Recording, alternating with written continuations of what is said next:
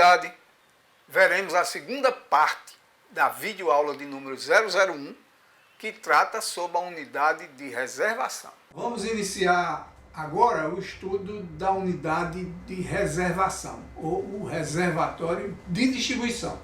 Como eu falei, pertence a um subsistema, que é o subsistema de distribuição, reservatório e rede de distribuição. E funcionam interligados e integrados, conforme a gente já falou, né? A norma da ABNT, a NBR 12217, regulamenta a elaboração do projeto de reservatório de distribuição de água para abastecimento público, né? E ela define o que é e qual é o objetivo dessa unidade, né? Então a norma diz que o reservatório de distribuição é o elemento do sistema de distribuição destinado a regularizar as diferenças entre a produção e o consumo que se verificam ao longo das horas do dia, a promover condições de abastecimento contínuo durante períodos curtos de paralisação da produção e a condicionar as pressões disponíveis na rede de distribuição. Então, a norma considera, né, 3 objetivos para o reservatório de distribuição. A regularização das diferenças entre a produção e o consumo, né, que é aquilo que a gente já falou bastante. A promover condições de abastecimento contínuo, ou seja, a produção, o sistema de produção pode sofrer interrupções devido a, por exemplo, falta de energia, um vazamento na adutora, né? Então podem ocorrer e ocorrem, né, paralisações do sistema de produção. E aí o reservatório precisa ter também uma certa capacidade, um certo volume, que continue a abastecer a rede e a suprir a rede, mesmo o sistema de produção parando, né? Claro que paralisações curtas, né, como diz a norma, senão você vai encarecer demais o reservatório com uma capacidade muito alta e que é uma estrutura muito cara, né? Reservatório de distribuição. Então, o reservatório teria também esse outro papel, essa outra função, né? Que é suprir a rede durante paralisações eventuais na produção. E condicionar, como a norma diz aí, as pressões disponíveis na rede, né? O reservatório condiciona a um certo nível de variação da pressão na rede. Porque como a vazão está variando ao longo das horas do dia na rede, consequentemente as perdas variam também e a pressão vai variar. Mas o reservatório, como ele é determinado, calculado para variar o nível d'água dentro dele entre os níveis mínimo e máximo, né, a pressão na rede também vai variar, mas dentro desses limites. Ou seja, ele condiciona a variação, né, que vai ocorrer na rede de pressão, mas vai ocorrer dentro de determinada faixa de variação, né, limitada pelos níveis mínimo e máximo do reservatório. Então, basicamente, seriam esses 3 objetivos do reservatório de distribuição, né? Com relação à posição dessa unidade em relação ao terreno, né, o reservatório podem ser, como a gente vê aí nessa figura aí do slide, ele pode estar enterrado em relação ao nível do terreno, ele pode estar apoiado, ele pode estar semi-enterrado, parcialmente enterrado, ou pode estar elevado, né? Quem vai determinar isso? O que vai determinar se ele vai ser um reservatório apoiado, elevado, semi-enterrado, etc. É justamente o cálculo, o dimensionamento da rede de distribuição. Né? Você vem calculando a rede até chegar no reservatório. Vai chegar no ponto onde o reservatório vai ser construído com a determinação dos níveis mínimo e máximo que o reservatório precisa ter, né? Para determinar aquelas vazões na rede de distribuição, né? Vencer as perdas e chegar lá com as pressões calculadas. Então, quem vai determinar a posição do reservatório em relação ao terreno vai ser o cálculo desses níveis mínimo e máximo. Se os níveis de água no reservatório forem ficar no mesmo nível do terreno onde a gente localizou o reservatório, né, então ele vai ser apoiado. Se ele ficar bem mais alto do que o nível, a cota do terreno onde o reservatório vai ficar, ele vai ser elevado. Né? Ou se ele for muito menor do que o nível do terreno, ele pode ser enterrado, semi-enterrado, né? Aí o projeto vai determinar. Mas esses níveis de água do reservatório é quem vão, de fato, determinar essa posição do reservatório em relação ao terreno. Né? Quanto ao material de construção que o reservatório pode ser feito, né, construído, os materiais mais usados, né, e, enfim, no Brasil há uma tradição de concreto armado, mas os reservatórios podem ser em concreto armado, em alvenaria, em aço, em madeira, né, em PRFC, FV, né, que é o plástico reforçado com fibra de vidro, né, qualquer um desses materiais é usado para construção de reservatório de distribuição. Como eu falei, a gente tem a tradição do concreto armado, que tem uma série de vantagens, mas qualquer um dos outros podem ser usados. O aço, por exemplo, já tem alguns sistemas de abastecimento de água usando reservatório de aço. Né? O de madeira praticamente está em desuso, né, há muito tempo, mas que já foi usado e pode, uma capacidade relativamente pequena. Os de fibra de vidro, né, de plástico reforçado com fibra de vidro, atualmente estão sendo fabricados com capacidades médias, né? Então, nesses casos, pode também usar, mas com cuidado, com cautela, porque é um tipo de material que pode ser atingido, né, por vandalismo, tá, com uma certa facilidade e comprometer a estabilidade da estrutura de fibra de vidro. Né? Mas, dependendo do local, certo, e da capacidade, pode também utilizar. Né? Então, são esses os materiais mais usados. E quanto à posição do reservatório em relação à rede de distribuição? Né? Essa posição em relação à rede, ela está exemplificada aqui nesse slide, né? Esquematicamente, que o reservatório pode ser tipo de montante, ou seja, o reservatório está posicionado num local que a partir dele sai a tubulação que vai atender a rede de distribuição lá. Né? Ele fica a montante da rede. Pode ser elevado ou apoiado, nas duas situações do tipo de montante. Né? E tem o outro posicionamento que é denominado de jusante, né? O reservatório que está posicionado num local, num terreno em que a produção, né, a vazão produzida lá que está sendo bombeada para chegar no reservatório, passa primeiro essa tubulação bombeada pela cidade e depois vai para o reservatório. Sendo que essa tubulação que está passando pela cidade já distribui na rede, né, a vazão da rede, né, para atender a rede de distribuição. Então ele funciona assim, né, nesse sistema de jusante.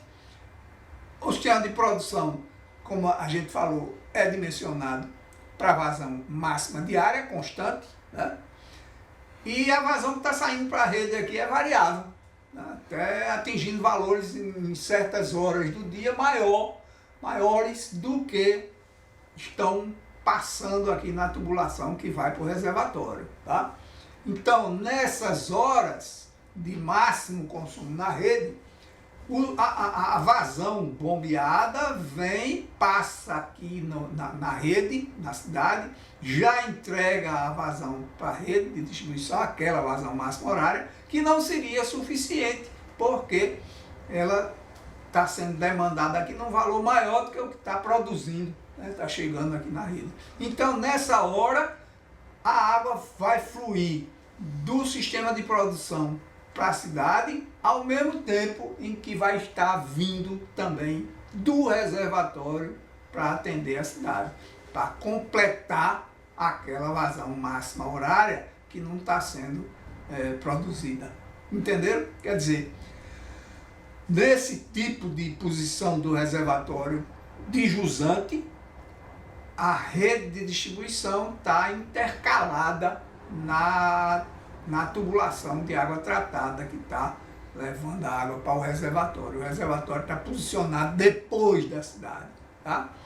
Isso é uma situação que pode ocorrer, o projetista pode fazer dessa forma, né? Vai funcionar. O dimensionamento é similar, não muda, né, praticamente nada em termos de capacidade do reservatório, nem da tubulação, só que vai estar economizando um trecho de tubulação que se eu fosse usar nessa topografia aqui, onde o reservatório está a jusante da cidade, mas se eu quiser usar o bombeamento da produção direto para o reservatório, e aí ele voltaria a funcionar como um de montante, né? Então bombear direto, sem interligar com a rede aqui no percurso, né? Passar direto, e voltando uma tubulação para a rede, né? Como essa que sai do reservatório de montante para a rede de distribuição, tá? Então, essa é a diferença. Quer dizer, a gente, para usar esse reservatório de jusante, seria no sentido de economizar uma parte de tubulação. Mas em termos de controle operacional, eu particularmente acho um pouco mais complicado para controlar a operação no de jusante. Tanto que ultimamente poucos projetistas ainda consideram o reservatório de jusante. Mas ele está explicado aqui e pode ser atendido, né? E está previsto em norma e tudo, reservatório de montante e o de jusante. Mas é importante para vocês entenderem, né, a diferença quando se fala num ou no outro, como que um funciona e o outro. Os de montante, a água chega diretamente, a água tratada no reservatório, e do reservatório vai para a rede, né? Esse é o de montante. O de jusante, a água vem, passa pela rede, pela cidade, já distribui, e a sobra daquelas horas em que o consumo é menor na cidade vai para o reservatório do outro lado da cidade, né? A jusante da cidade. Essa é a diferença. Na hora de maior consumo, a água vem da produção e vem do reservatório, junta as duas aqui na cidade, tá? Para poder completar a máxima horária. Essa é a diferença. E agora vamos passar para entender e estudar a capacidade que o reservatório deve ter para atender aqueles objetivos que a gente acabou de falar, né? Que estão previstos na norma. Ou seja, o reservatório deve ter uma capacidade, um volume, né? Igual ao somatório das capacidades parciais para o atendimento de cada um daqueles 3 objetivos do reservatório. Ou seja, uma capacidade C1 para promover a compensação da variação das vazões ao longo das horas do dia, né? Uma capacidade C2 para manter o sistema funcionando durante paralisações curtas na produção, né? E uma terceira, que seria o atendimento eventual de demandas para combate a incêndio, né? Essa capacidade para combate a incêndio aqui no Brasil não é determinada de forma obrigatória pela norma, né? Isso também é um pouco de tradição, mas também de economia, né? Porque na realidade sempre foi considerado que nas nossas cidades, devido ao material de construção, principalmente que a gente usa, da umidade do ar, a frequência de incidência de incêndios nas nossas áreas urbanas, né, é relativamente baixa. Então, o que se considera na norma de abastecimento de água é o posicionamento. A gente vai ver isso bem mais detalhado quando estudar a rede de distribuição. É o posicionamento de hidrantes em locais adequados, de acordo com o corpo de bombeiro local, né? E algumas recomendações, algumas orientações para encaminhar o fluxo da água para aquela região onde estiver ocorrendo um incêndio na cidade, né? Então, se vai orientar hidrantes e o posicionamento das redes principais de maior diâmetro, atendendo as áreas que têm edificações de maior risco para incêndio, né? Tipo hospitais, colégios, etc. Então, para aquelas áreas, para aquelas ruas, para aquela região, essa é a orientação atual, né? Que normalmente se segue. Mas, se o contratante do projeto de abastecimento de água quiser, né, que o reservatório também tenha uma capacidade, um volume para atender incêndio, né, aí o projetista, claro, deve atender e tem que antes entrar em contato com o bombeiro, corpo de bombeiro local, né, para fazer as considerações de risco de incêndio ali, para verificar vazões para combate a incêndio, tantos hidrantes, enfim. O bombeiro tem cada corpo de bombeiro local vai ter uma orientação sobre isso, né? Como eu falei, aqui no Brasil a tradição é o reservatório não ser dimensionado, o reservatório de distribuição para combate a incêndio.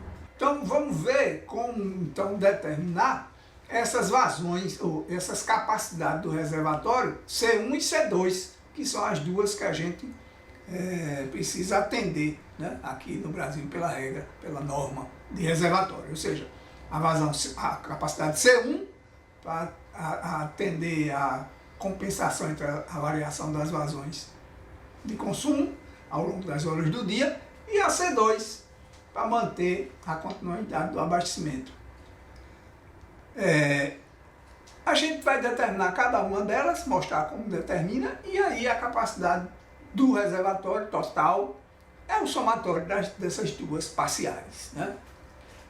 Então a capacidade C1, vamos ver.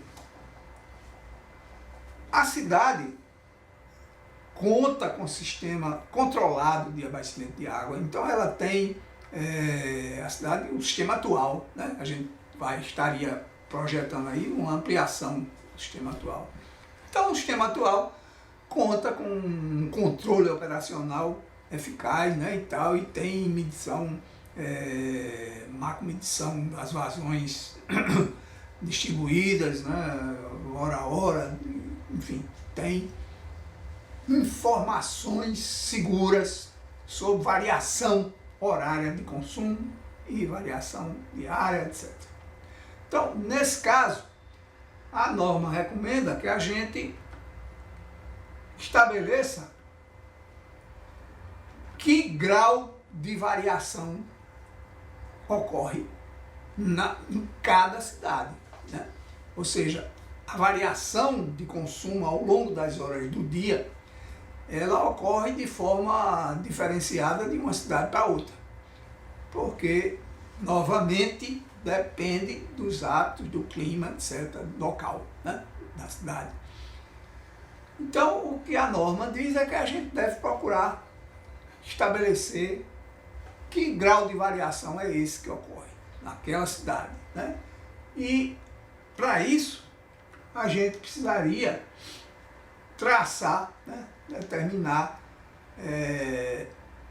um gráfico para facilitar, né, observando a variação ao longo das horas do dia naquela cidade, no dia de maior consumo. Então, se eu traçar esse gráfico, o eixo X aqui, às 24 horas do dia, né, e o consumo na vertical,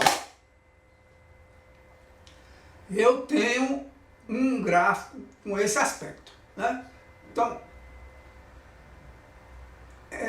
a vazão máxima diária produzida, né, atualmente lá naquela cidade, que é fixa, constante, né, ela vai resultar numa reta aqui, né, horizontal aqui, ó. Vazão máxima diária, que ao longo das 24 horas é o mesmo valor, né, de produzido. E essa curva está representando aqui a variação do consumo ao longo dessas horas do dia, das 24 horas. Então, nesse caso aqui, né, esse gráfico está mostrando que nessa cidade, né, de 0 hora até essa hora aqui, 3, 4 horas da manhã aqui, o consumo foi nesse nível, né, de 30, né, desculpa, e assim por diante, né, a cada hora foi variando aqui e a gente traçou o gráfico. Então, a gente observando esse gráfico, verifica o seguinte: nesse período, né, aqui é o valor da vazão produzida, né, da produção, e aqui está o consumo. Então, eu estou vendo que nesse período está chegando, né, está sendo produzido mais água do que está saindo. Os valores que estão saindo são esses aqui, ó, né, até aqui. Ou seja, nesse período, o reservatório está enchendo, né? E vice-versa, né? Nesse outro período aqui, ó, o consumo já está se elevando, crescendo, né? E até essa hora que atinge um valor máximo, né, nessa hora aqui, ó, e vai, né, variando acima da vazão produzida. Ou seja, nesse período, o reservatório está secando. E aqui volta a encher novamente, né, nesse outro período. Essa mostra a variação horária de consumo nessa cidade, no dia de maior consumo, tá?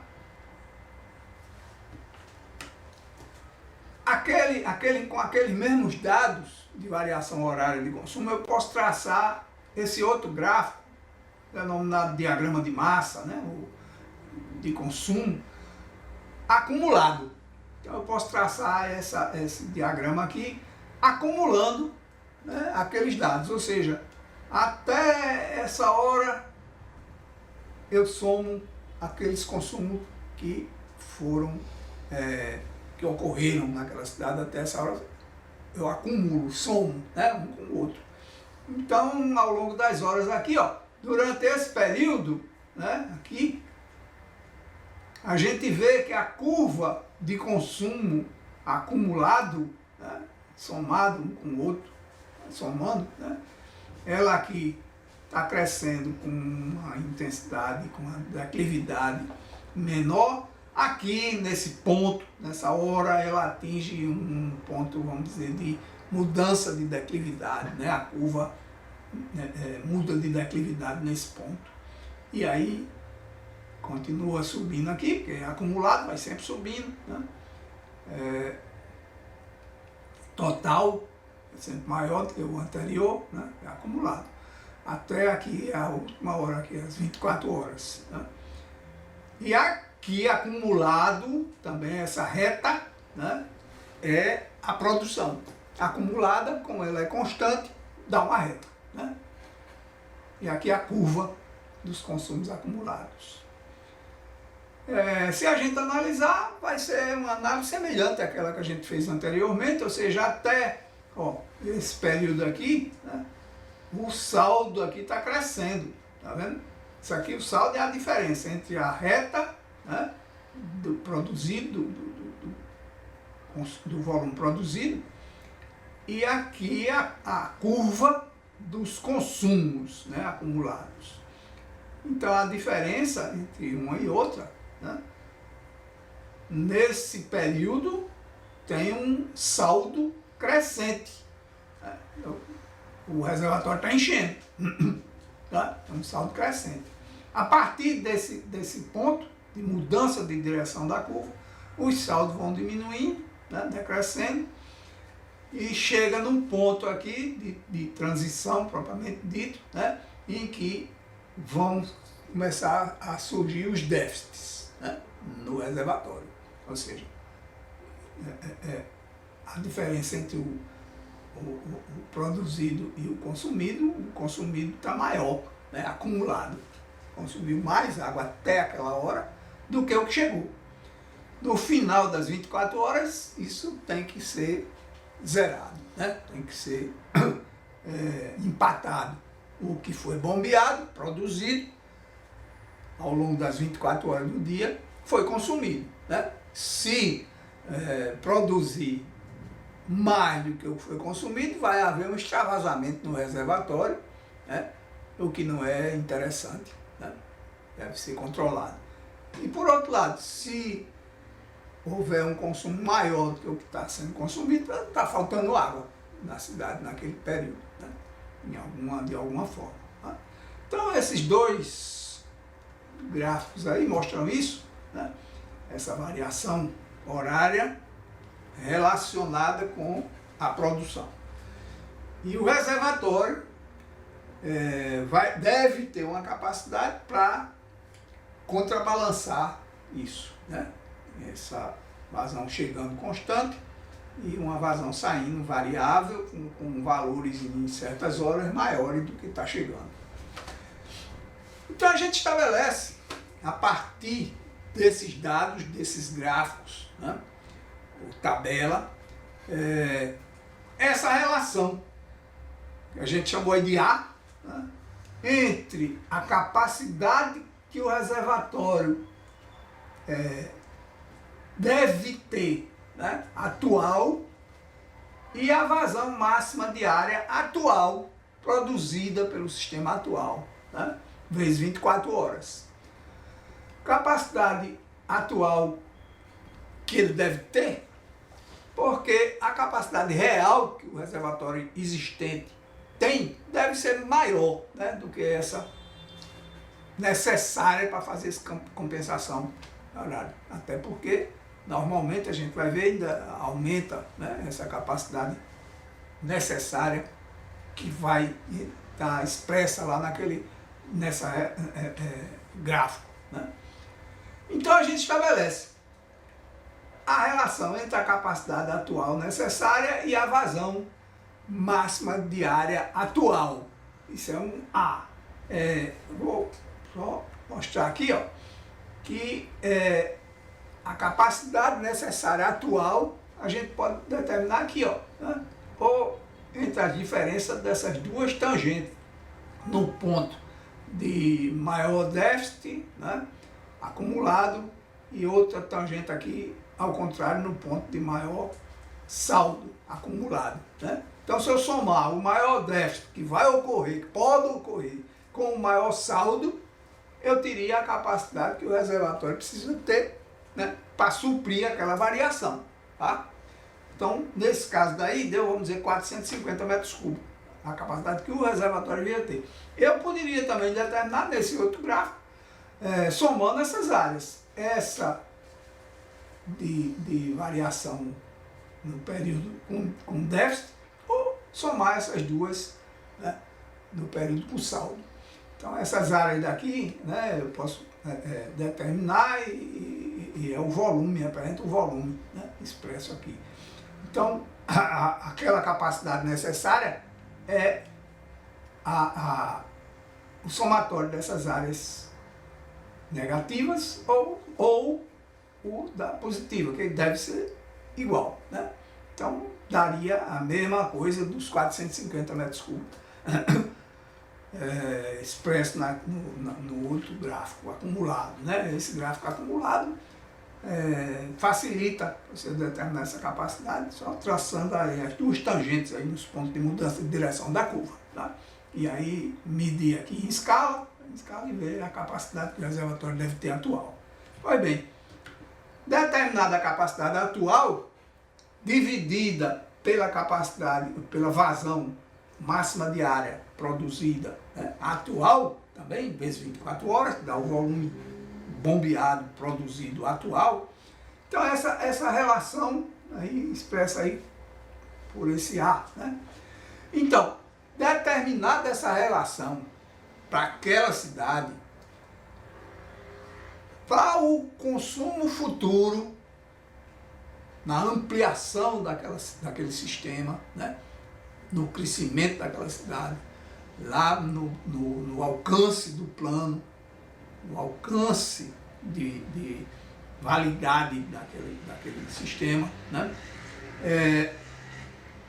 Eu calcular que capacidade o reservatório precisaria ter no futuro, né, para fazer essa compensação, que tem essa expressão aqui, ó, né?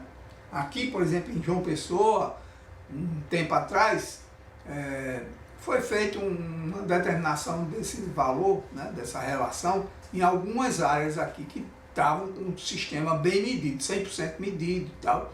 Então, esse A resultou variado em alguns bairros de 0,14, essa relação, a 0,16, ou seja, entre 14% e 16% do volume produzido, né? 14% ou 16% nessa faixa, dependendo do bairro, era suficiente para o reservatório compensar essa variação entre a chegada e a saída do reservatório, entenderam? Então, a norma recomenda que se faça isso, determine essa relação para aquela cidade e aí eu determinar a capacidade 1, né, para aquela cidade. No futuro, eu vou multiplicar a vazão máxima de área futura, né, que é aquela que a gente já viu lá, população futura, cota per capita, etc., né, máxima de área futura, por 24 horas e pelo A, porque essa relação se presume constante, né, ao longo do tempo. A relação entre a capacidade necessária e a variação horária de vazão, né, de consumo.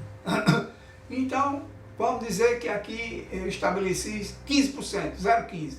Então eu vou multiplicar a vazão máxima de área futura vezes 24 horas, né, que tem um volume máximo de área futura, por 15%, 0,15%. Vou ter a capacidade C1 necessária para fazer a compensação de variação horária de consumo, como a gente viu. E a norma recomenda ainda que multiplique esse resultado por 1,2, né? Ou seja, acrescente, né, 20% nesse volume aqui, calculado dessa forma. Essa seria a capacidade necessária futura para o reservatório daquela cidade compensar a variação horária de vazão na rede com a variação constante de produção, certo? Essa seria a parcela de capacidade que o reservatório deve ter para fazer isso. A capacidade total, como a gente viu, do reservatório, precisa ainda considerar, deve considerar, né, essas eventuais paralisações curtas na produção que ocorrem naquele sistema, naquela cidade, né? que isso também o projetista precisa fazer uma consulta ao contratante, né? E pesquisar, né, com o pessoal de manutenção a ocorrência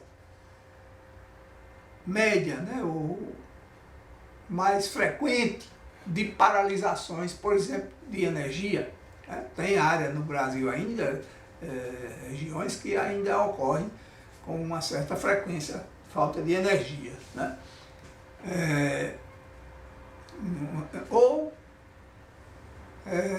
Se o sistema já é muito antigo, se ocorre vazamento nas adutoras, por exemplo, com uma certa frequência, a estrutura do órgão para consertar esses vazamentos, né?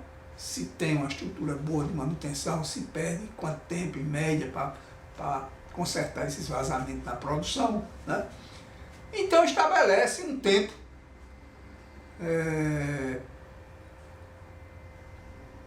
de acordo com o órgão local, né? Pode inclusive o órgão local dizer, não, isso aí a gente não tem condições de propor, né, de determinar um tempo médio de paralisação. Isso não ocorre muito, é relativamente pouco, o sistema não é... Bom, enfim, o contratante vai, em comum acordo, né, determinar esse tempo de paralisação na produção que pode ocorrer ou que ocorre, né, com uma certa frequência. E aí, definido esse tempo,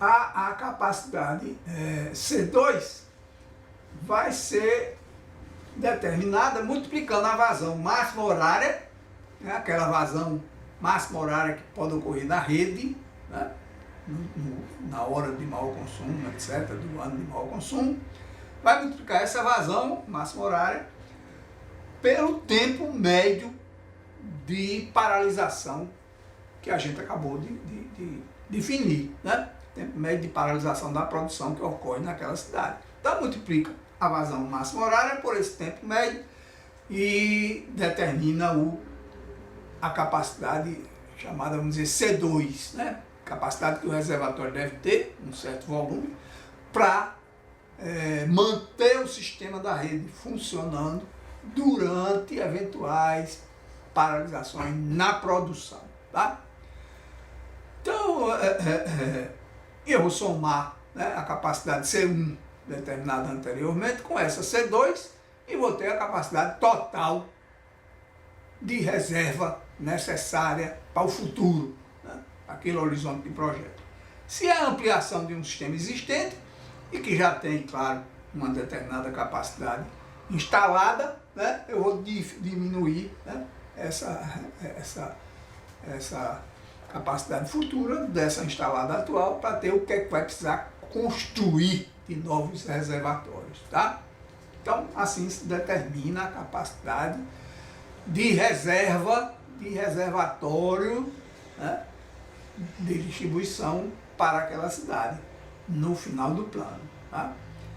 A capacidade C3 de combate a incêndio, a gente já se referiu e já viu que aqui só você vai considerar essa capacidade se o órgão contratante determinar, né? E aí, no caso, vai ter que entrar em contato com o corpo de bombeiro local e verificar que capacidade vai ser necessária para acrescentar ao reservatório as duas anteriores, tá? Então, assim fica determinado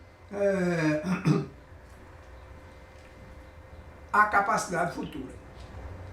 Se a cidade não tiver informações confiáveis, suficientes para determinar essa relação aqui, ó, né, entre a capacidade atual e a vazão de produção atual, volume máximo produzido atualmente, não tiver, sempre se estabeleceu aqui no Brasil, né, essa relação para determinar a capacidade futura total, que é 1/3 da vazão máxima diária futura vezes 24 horas, ou seja, 1/3 do volume máximo diário futuro.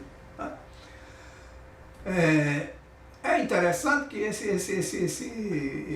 valor, né, como eu disse, é bastante usado aqui no Brasil há muito tempo, né, e tudo indica, né, pelos alguns trabalhos que já foram feitos, pesquisa, etc., que sempre deu um bom resultado, né? 1/3 do volume máximo diário futuro.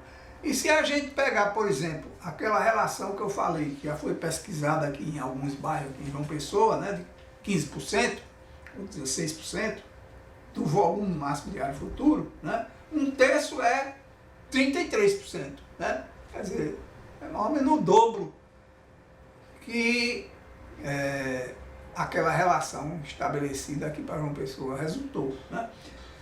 E, no caso, normalmente, quando se adotava esse 1/3, né, o volume máximo diário, não se acrescentava nem se pesquisava mais um outro volume para a manutenção do sistema de distribuição durante paralisações na produção. Tá? Então, ficar aí 33%, o que seria, teoricamente, uma relação boa, né? Que cobriria, em grande parte, ou na maioria das vezes, essa relação para compensar a variação e mais a de paralisações na produção. Tá? Então fica esse valor aí, né, de 1/3, que continua a ser muito utilizado, né, no Brasil, porque infelizmente a gente ainda tem muito sistema de abastecimento de água que não tem um bom controle operacional, ou seja, macro-medição, micro-medição em 100%, etc. Então, fica difícil fazer aquela pesquisa daquele A, né, daquela relação. E aí, se usa esse 1/3 do volume máximo diário. Ele está, inclusive, expresso nesse livro, né? Aí eu coloquei só para mostrar que é uma coisa que foi estudada, inclusive teoricamente, né? Para chegar a esse 1/3. Não foi um chute, né? Não foi né? Foi estudado, foi assemelhada a curva de variação horária de consumo com uma senoide, né? E a partir dessa senoide se chegou a esse 1/3, mais ou menos aí, e foi estabelecido e foi usado e ainda né, bastante hoje. Tá? 1/3 do volume máximo diário seria a capacidade total de reserva necessária.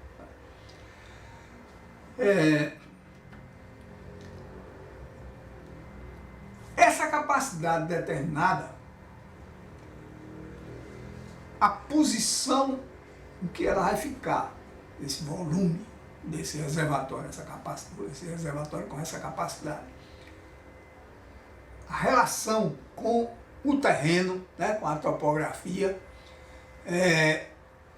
a gente também já comentou, né, que vai ser definida a partir do cálculo da rede de distribuição.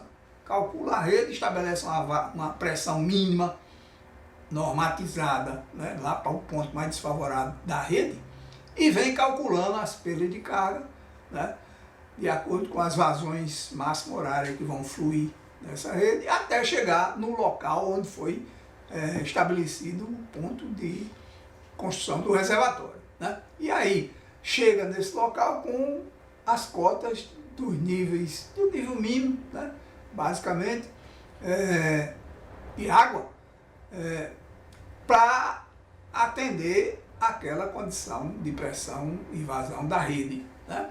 Então você construiu o reservatório com um nível mínimo de água naquela determinada cota, né? Fica assegurada o funcionamento adequado da rede de distribuição.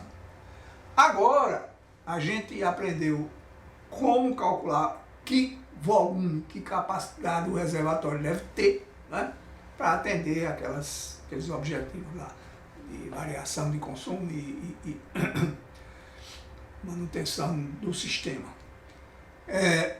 Então, determinado esse volume e essa cota, a gente vai saber se esse reservatório deve ser construído elevado em relação ao terreno ou apoiado embaixo, né?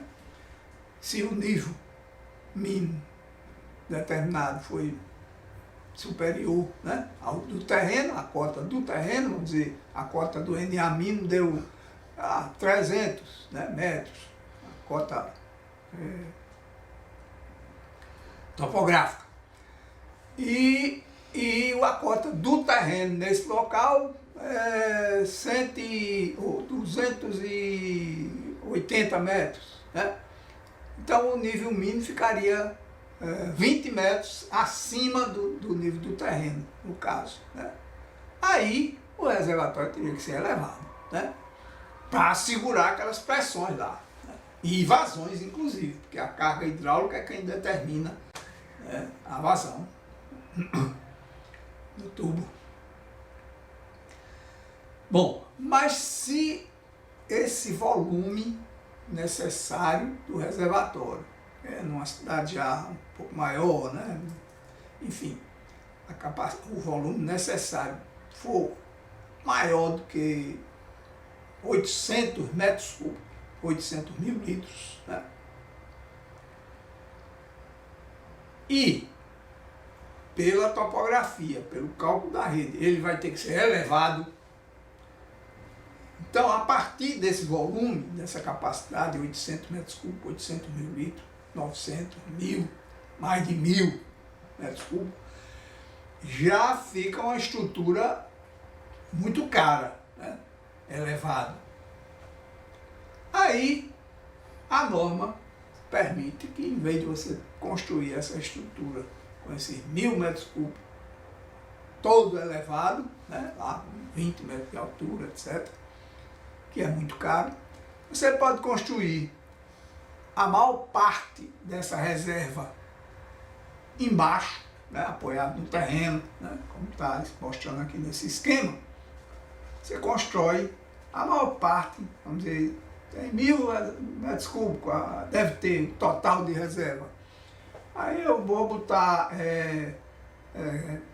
15% elevado e o restante apoiado aqui embaixo, com uma bomba, né, um sistema de bombeamento acoplado aqui para bombear a vazão, aí a vazão máxima horária, né, porque aqui em cima não vai ter volume suficiente para fazer a compensação, né, vai ser um volume menor.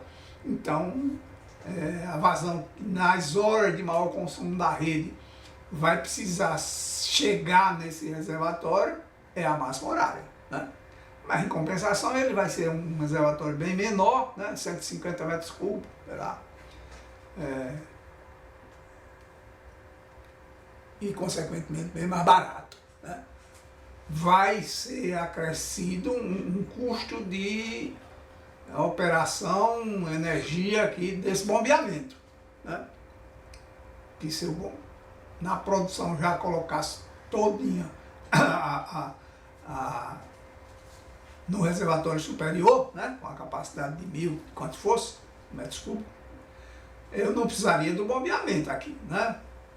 E não teria uma operação mais aqui. E vou construir um reservatório maior aqui embaixo. É uma construção mais barata, né, mas que também tem seu custo, claro, né? Então,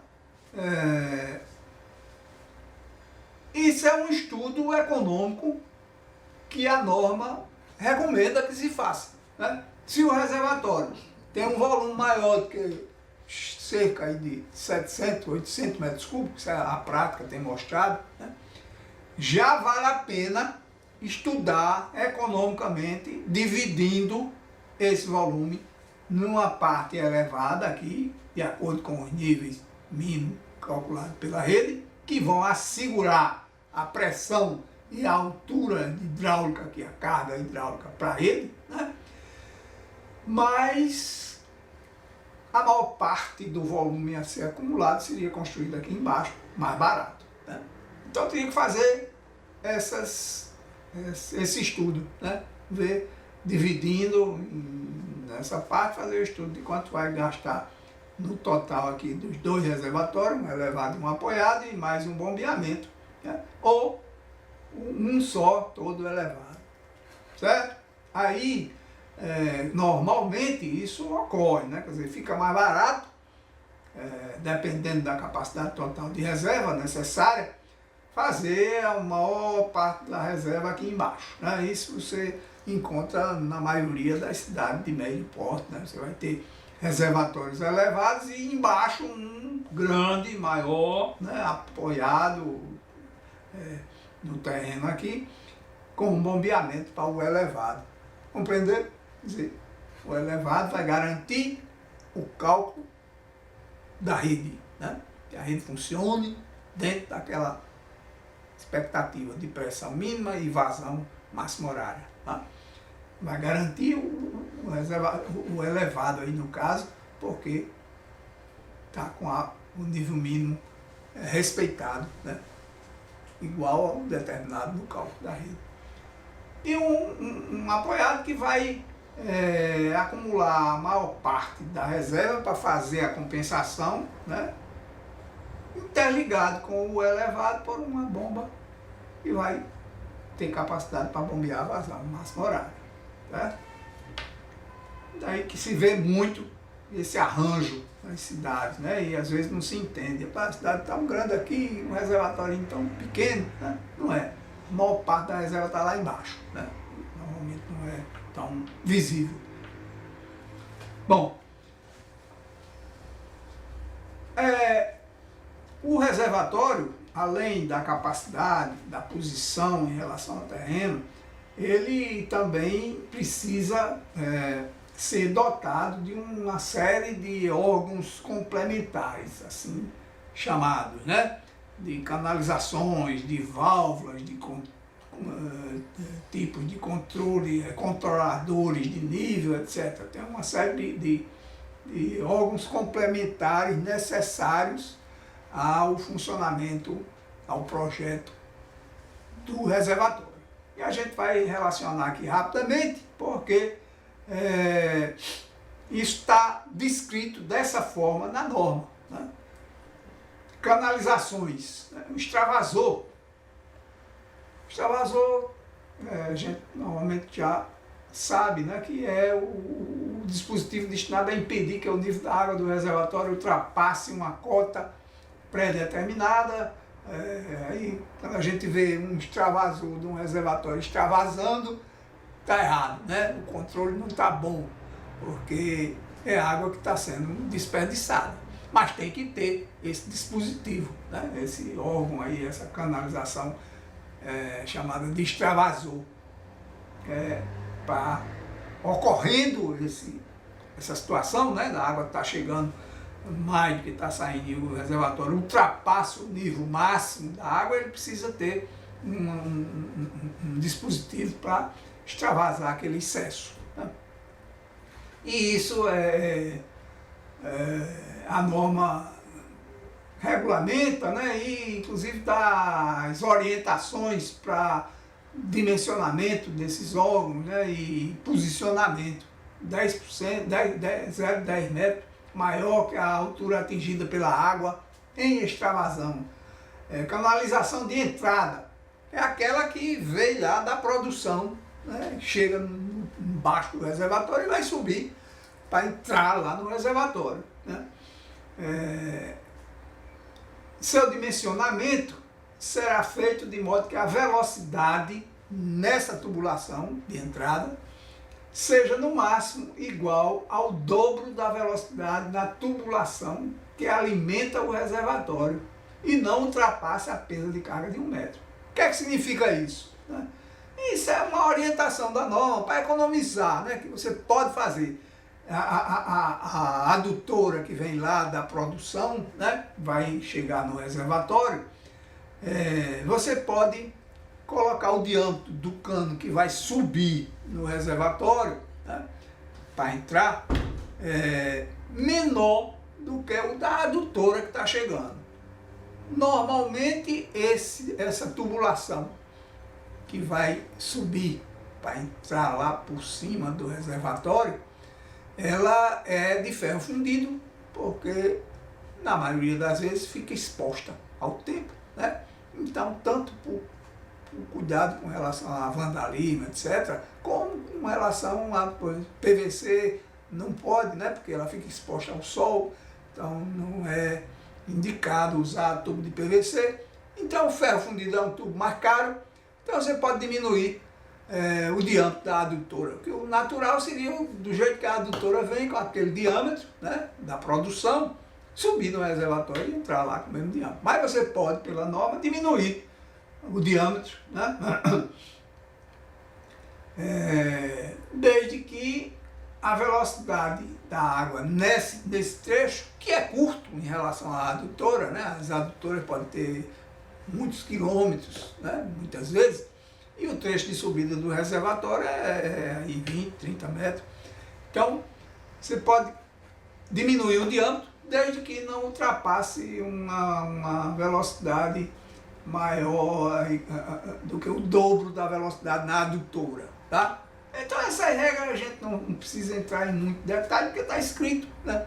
É uma questão de eu transcrever aqui e de quem for fazer um projeto desse, olhar e seguir essas regrazinhas aqui da norma, né? Mas está definido a canalização de entrada. A de saída também tem uma regra semelhante, né?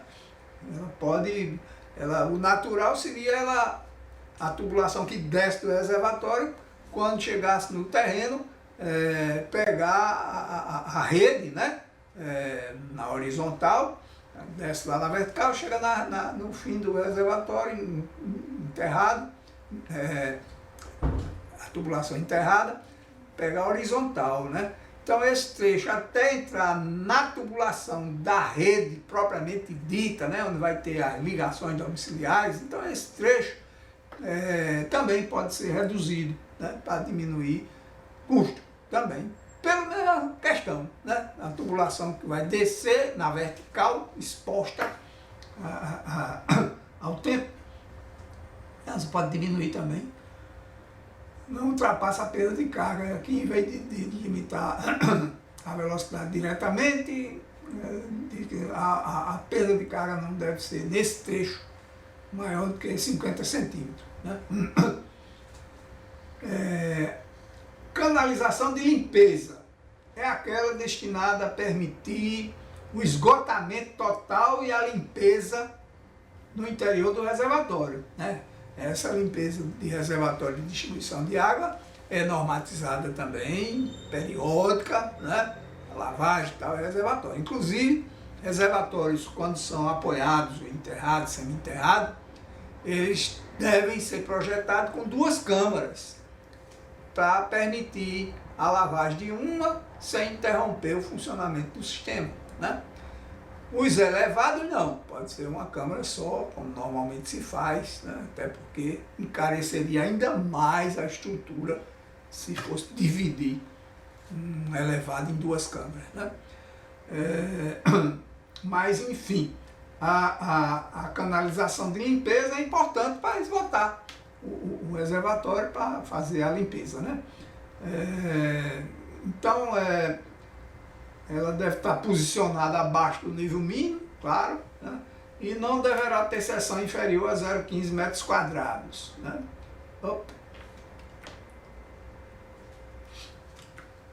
Não deverá ter seção inferior a 0,15 metros quadrados. Uma possibilidade para o seu dimensionamento, segundo a norma, né, é que tenha capacidade para esgotar todo o volume situado abaixo do nível mínimo, né, em 30 minutos. Então você dimensiona essa tubulação para esgotamento, né, para limpeza do reservatório, pode usar esse critério aí, ou seja, 30 minutos no máximo para retirar essa água que está abaixo do nível mínimo, né? Porque você vai programar uma limpeza do reservatório, programa para uma hora em que ele esteja já chegando no nível mínimo, que vai perder menos água, né? vai perder aquela água abaixo do nível mínimo, vai jogar para a drenagem. Peças especiais também que vão ocorrer aí no reservatório, como válvulas, registros, comportas ou adufas, para fechamento das tubulações de entrada e saída e descarga de fundo. Dispositivo limitador do nível máximo da água, destinado a impedir a perda de água por extravasamento, e é aquele extravasor ou outro semelhante. Registros automáticos de nível, transmissor de sinais para comando automático de válvula e bomba, né? Atualmente, todo o sistema de abastecimento de água deve, quando projetado, ser considerada a introdução de automatização para a operação do sistema como um todo, né? Então, a automatização é uma questão hoje cada vez mais considerada como importante, até porque os dispositivos automáticos estão com preço já sendo bastante reduzidos, né, relativamente, e o controle dos sistemas cada vez mais exigidos, né, para não haver perda e desperdício o mínimo possível. Daí que os sistemas automatizados vêm ao encontro dessas características, né, de controle maior, perda menor, enfim.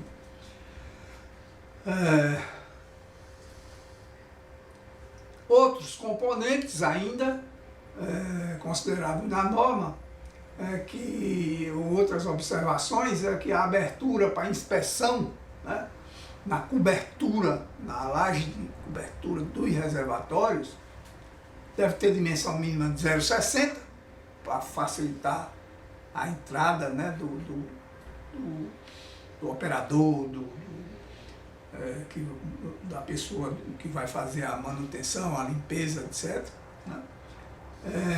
Os dispositivos de indicação do nível d'água instantâneos ou com registro, a escada de acesso, isso também é um item importante, né, que a norma considera, isso a gente vai mostrar em seguida, né, com um projetinho, um projeto de um reservatório aí. Então a escada de acesso com um corpo, guarda-corpo, né, com lances limitados em altura, enfim, escada de acesso.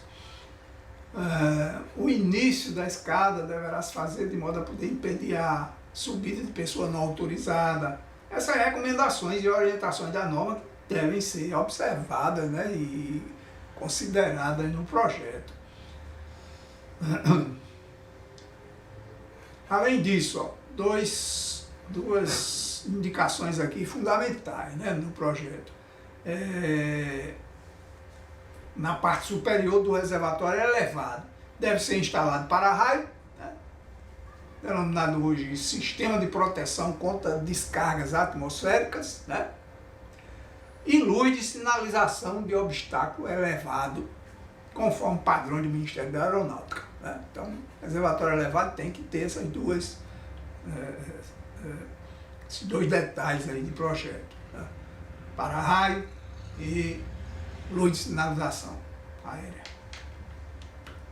Bom, esse é um projeto de um reservatório elevado, né, que a gente retirou, é um modelo muito antigo, bastante divulgado, né, usado, no arquivo da CAGEP, tem ele lá, né, e tem interessante porque ele mostra todos esses detalhes que a gente estava falando, né. Aqui é uma vista do reservatório, onde a gente observa aqui, ó, para-raio, sinalização aérea, essa tubulação aqui que é muito importante também, né, que lá na norma está relacionada, mas que eu acho que eu pulei, mas é um ventilador, né, essa tubulação que vai ventilar, porque o reservatório é todo fechado, né, tem a laje de cobertura, inclusive a tampa aqui de inspeção deve ser bem vedada, né, para evitar a entrada de inseto, de animal, etc.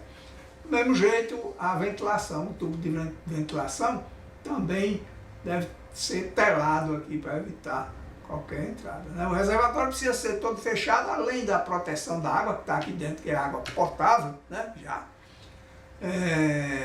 evita a proliferação, por exemplo, de insetos, né? de mosquito, que se desenvolve em água parada. Mas ele aqui é vedado, fechado, então é escuro, né? Então evita essa entrada, esse acesso de insetos, animais, né? De outros tipos, né?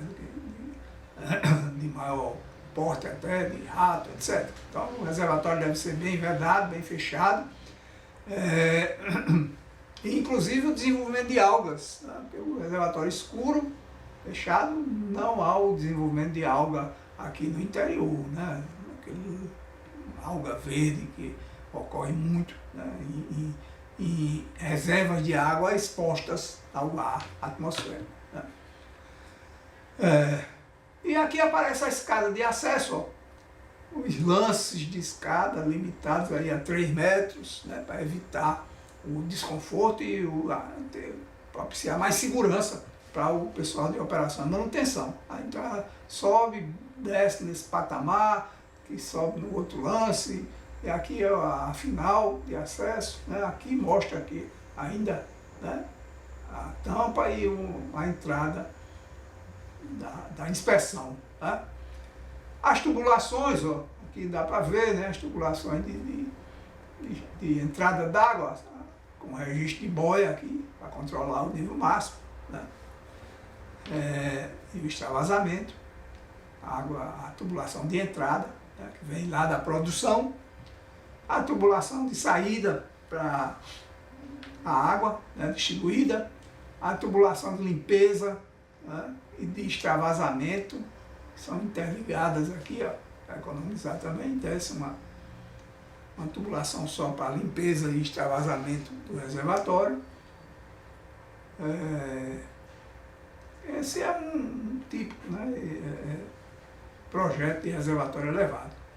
Os apoiados, semi-enterrados, vão ter basicamente esses mesmos componentes, né? de complementares, de tubulações, válvulas, etc. Não vão ter a necessidade daquele para-raio e sinalização, né? Nos apoiados aqui embaixo, no elevado, né? Mas ventilação também tem que ter. Então são semelhantes, né? E aqui a gente finalmente mostra algumas fotos de alguns reservatórios tirados aí, alguns na internet, né? Outros nos arquivos da CAGEP, mas que mostra aí reservatórios elevados, né? Reservatórios elevados em aço aqui em Porto Velho, em Rondônia. Aqui um concreto armado, né? Uma estrutura mais ou menos típica.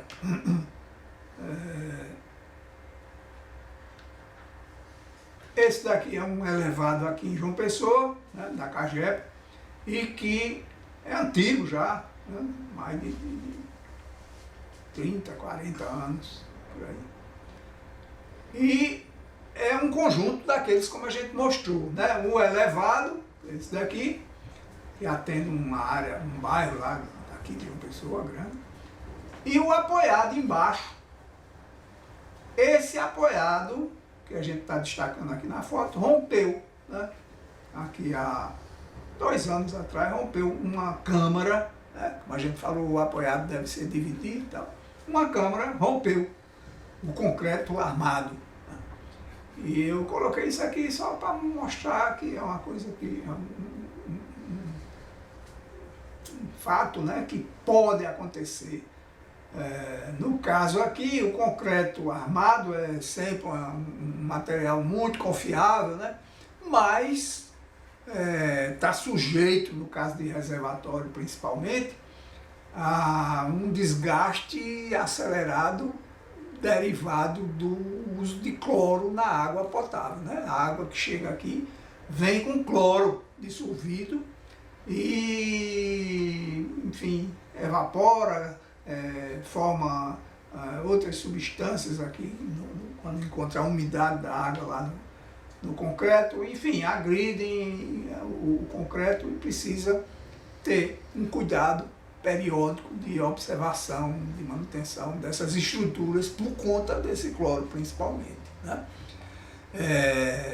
Mas a tal história, né? Quer dizer, normalmente, por ser um material que nunca apresenta, muito dificilmente você chega a essas situações, né? De rompimento e tal, passam despercebida, às vezes, a necessidade dessa manutenção, e aqui aconteceu, né? Rompeu uma câmara do reservatório apoiado aqui embaixo, tá? Aqui é um reservatório em aço, né? Aqui outro em concreto, e esse daqui a gente colocou, porque chamou a atenção a necessidade do escoramento, né? Para a construção desses reservatórios elevados, como demandam, né, material, madeira no caso, etc. Atualmente existe, com muito uso, né, a construção de reservatórios em concreto elevados, ou mesmo apoiados desse tipo, né, cilíndricos e tal, construídos assim, para serem construídos em concreto armado, em determinadas situações que você usa uma forma deslizante, né, como um método de construção que reduz muito o escoramento, né? O escoramento é feito de uma forma mais, assim, bem mais, menos uso de madeira principalmente, né? Mas, de qualquer maneira, há necessidade de escoramento aí durante a construção do reservatório elevado, né? Daí mais uma consideração para evitar os reservatórios elevados de grande capacidade. Sempre que isso for necessário, dividir, botar a maior capacidade embaixo, né, do apoiado, e bombear a vazão máxima horária para o elevado de muito menor capacidade, né, reduzindo bastante o custo. Bom, assim concluímos essa unidade do sistema de distribuição, que é o reservatório de distribuição, né? Na próxima aula, daremos continuidade com a rede, propriamente dita, a rede de distribuição. Na descrição abaixo constam meus contatos para qualquer observação, questionamento que houver sobre essa aula. Mais uma vez, obrigado.